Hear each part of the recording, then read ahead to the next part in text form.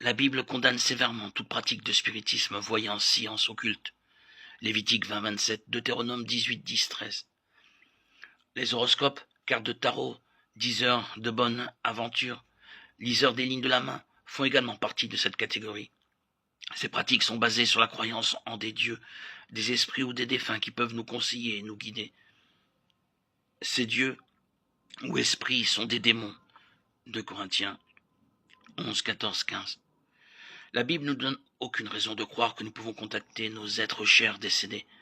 S'ils étaient croyants, ils sont au ciel et profitent des délices du lieu le plus merveilleux qui dépasse notre imagination en communion avec un Dieu d'amour.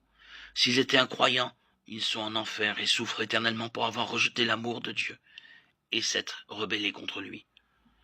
Donc, si nos êtres chers décédés ne peuvent pas nous contacter, d'où les médiums spirites voyants obtiennent-ils des informations aussi exactes?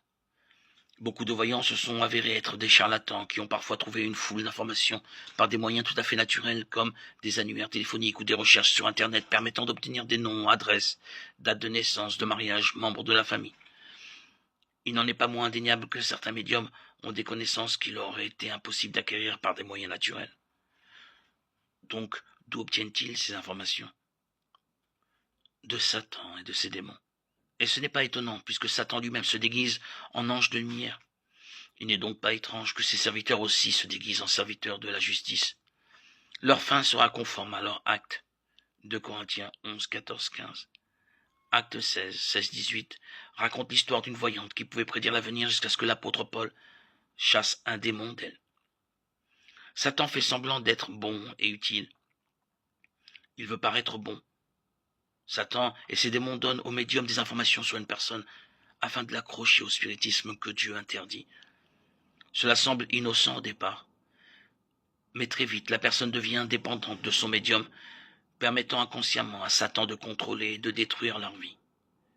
Pierre nous exhorte: soyez sobres, restez vigilants, car votre adversaire le diable rôde comme un lion rugissant cherchant qui dévorer. 1 Pierre 5, 8.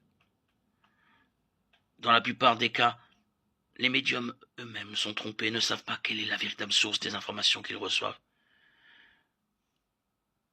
Quoi qu'il en soit, rien de ce qui touche au spiritisme, à la sorcellerie, à l'astrologie, n'est un moyen par lequel Dieu veut que nous obtenions des informations. Comment Dieu veut-il que nous discernions sa volonté pour notre vie? Le plan de Dieu est simple, mais puissant et efficace.